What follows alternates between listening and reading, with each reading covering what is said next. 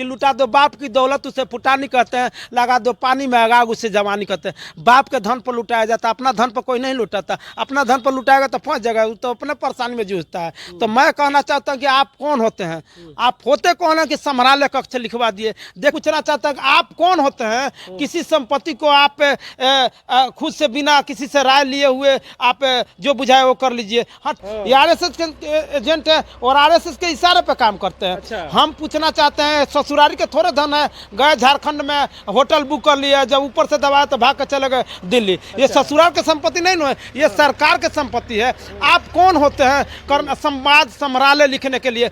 ने किसके आदेश से? क्या सरकार के गाइडलाइन था? क्या मैं पूछता हूँ माननीय मुख्यमंत्री के आदेश था कि आप अंबेडकर समुदाय भवन को आप जो संवाद कक्ष संग्रहालय संवाद कक्ष बना दिए? क्यों बना दिए? आप कौन होते हैं? आपका निर्देश है, आप सेवक हैं, सेवक बनकर रहिए, शासक मत बनिए। ज्यादा आपको हुकूमत चलाना है तो रिजाइनेशन दे दिए डीएम से, कहीं लड़ के देख लीजिए, विधायक बन जाइए या एमपी बन जाइए, वार्डों से चुनाव हार जाएंगे। इतना औकात डीजीपी के औकात था ना, हार गए, जमानत जब्त हो गया। तो इतना नमस्कार, मैं सुनील, आप देख रहे हैं बी आर दस्तक। मैं सीवान में हूं और अभी इस वक्त मैं अंबेडकर भवन में हूं और मेरे पीछे जो भवन देख रहे हैं ये अंबेडकर भवन है। जो ऊपर के जो बिल्डिंग देख रहे हैं ये बिल्डिंग पुस्तकालय है और इस पुस्तकालय में ईवीएम मशीन रख दिया गया है। और देखिए जो पीछे लिखा हुआ है संवाद कक्ष यानी संग्रहालय सीवान। क्यों लिखा है? हमारे साथ दलित एक्टिविस्ट पप्पू चमार जी हैं। क्या कहिएगा? अब तो इस भवन पे अब क्या लिख दिया गया है? संवाद कक्ष। क्या कहिएगा?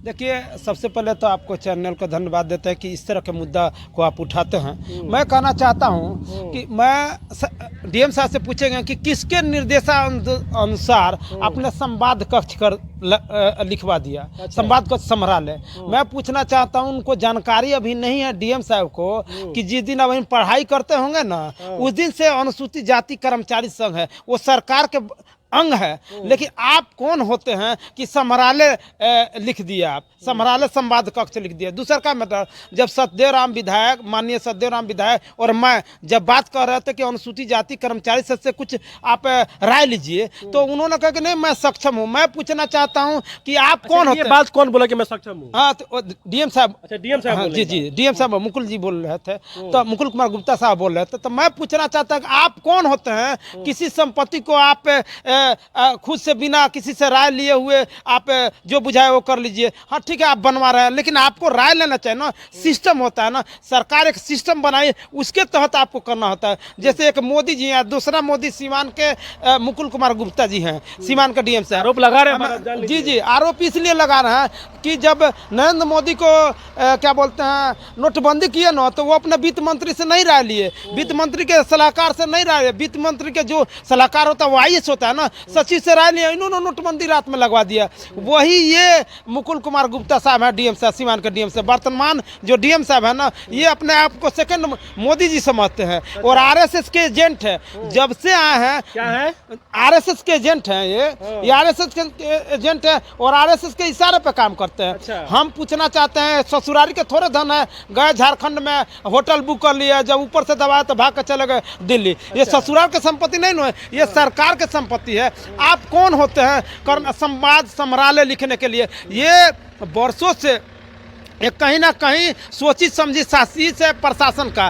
पहले तो यहाँ गार्ड रहते थे, ये सोची समझी साजिश से मीटिंग नहीं होने दिए। फिर उसके बाद इन्होंने क्या कर लिए, बनवा दिए। बनवाने के बाद इन्होंने क्या कर दिए, संग्रहालय संवाद कक्ष। आपने किसके आदेश से? क्या सरकार के गाइडलाइन था? क्या मैं पूछता हूँ माननीय मुख्यमंत्री के आदेश था कि आप अंबेडकर समुदाय भवन को आप जो संवाद कक्ष संग्रहालय संवाद कक्ष बना दिए? क्यों बना दिए? आप कौन होते हैं? आपका निर्देश है, आप सेवक हैं, सेवक बनकर रहिए, शासक मत बनिए। ज्यादा आपको हुकूमत चलाना है तो रिजाइनेशन दे दिए डीएम से, कहीं लड़ के देख लीजिए, विधायक बन जाइए या एमपी बन जाइए, वार्डों से चुनाव हार जाएंगे।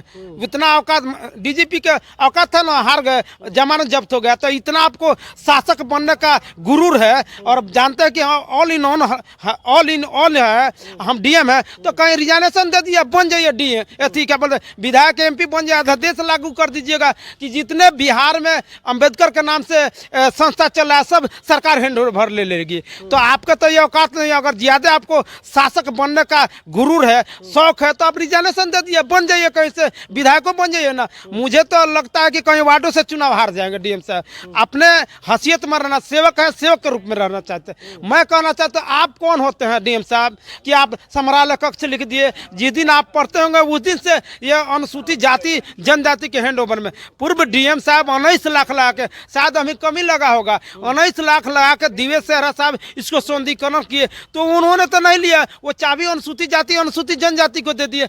आप कौन होते हैं? In what capacity are talking to मी?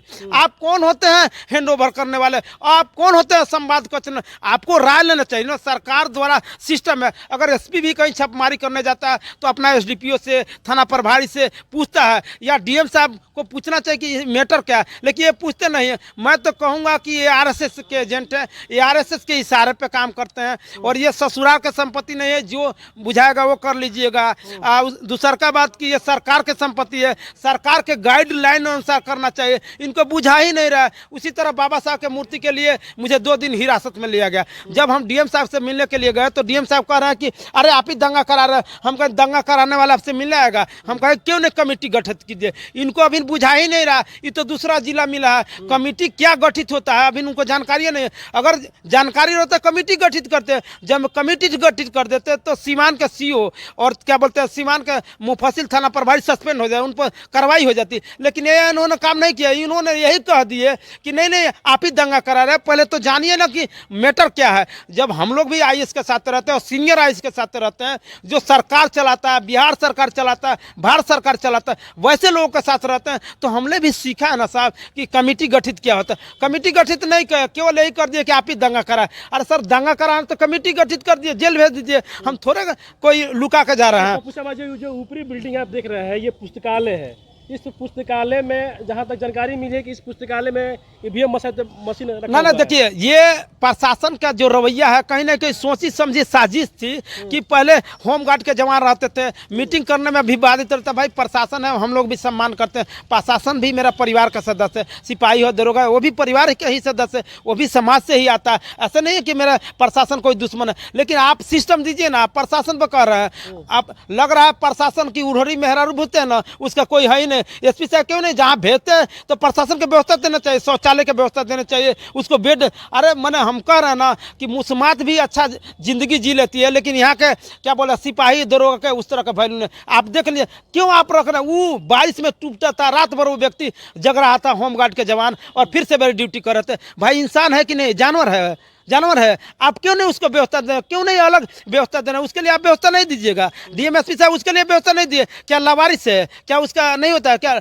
अगर विधवा भी होती है ना तो सरकार सम्मान देता है, उसको वृद्धा पेंशन देता है, उसको इंदिरा आवास देता है। लेकिन होमगार्ड या बिहार पुलिस के जवान को इस तरह का व्यवस्था नहीं, ना उसको शौचालय की व्यवस्था है, ना कहीं जाता है तो बेड की व्यवस्था है। लगता है कि लावारिस है, ये लोग विधवा है। तो मैं पूछना चाहता हूँ आप क्यों नहीं करते हैं ऐसा करना? और आप संवाद का समरालय बनवा दिए।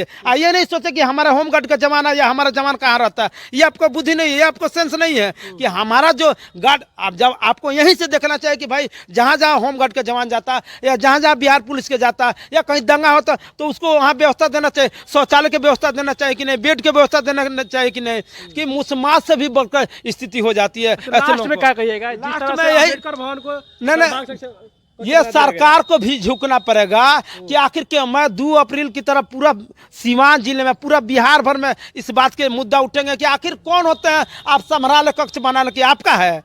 मैं तो फिर कहूँगा क्या ससुरारी के धन थोड़े है कि जो बुझे है वही लिखे गए वहाँ। ऐसे लोगों को तो जिलाधिकारी नहीं बनने के दे। ये सरकार यहाँ गलती करे, ये खुद से दागी हैं। आप कहाँ से पैसा लाया कि उतना होटल बुक कर लिए? और जब कहा गया कि होटल कितना कौन बुक किया है तो भाग कर चले गए दिल्ली, छोड़ दिए होटल, काहे नहीं रख लिए? और इनके पास दम था तो क्यों होटल छोड़ दिए? ये कहीं ना कहीं गलत तरीका से इनके पास पैसा था, इनके ससुराल के तरफ से पैसा मिला था, वही पैसा लुटा रहे थे। कहावत है कि लुटा दो बाप की दौलत उसे फुटानी कहते हैं, लगा दो पानी में आग उसे जवानी कहते हैं। बाप के धन पर लुटाया जाता, अपना धन पर कोई नहीं लुटाता। अपना धन पर लुटाएगा तो फंस जाएगा, तो अपने परेशानी में जूझता है। तो मैं कहना चाहता हूं कि आप कौन होते हैं?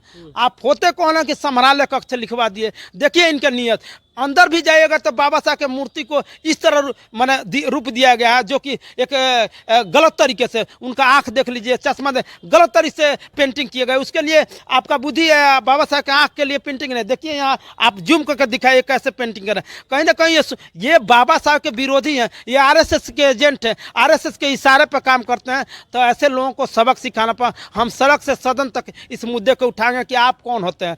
आप ही डीएम हैं, इसके पहले कोई डीएम नहीं था, आप ही बहुत ज़्यादा पढ़े लिखे, और कोई डीएम नहीं पढ़ा लिखा है। कहीं ना कहीं इनके नियत और नीति में खोट है। इसलिए हम ये कहना चाहते हैं कि अभी से संभल जाइए, नहीं तो इस सरकार की बदनामी होगा, यह महागठबंधन की बदनामी होगी, माननीय नीतीश कुमार की बदनामी। इसलिए कि माननीय नीतीश कुमार जी दलितों पर ज़्यादा छूट देते हैं। आज देख लिए विकास मित्र के एक बार तनख्वाह बढ़ा दिया गया, और ये दलित विरोधी हैं। तो ऐसे लोगों को जिला देना ही नहीं चाहिए। ये तो खुद दागी है, इनको जिला देना ही नहीं चाहिए। तो हम ये चाहते हैं इनको, ये सरकार इन पर एक्शन ले और जल्द ही मुक्त कराने का काम करे। यही तरह का बहुत बहुत धन्यवाद।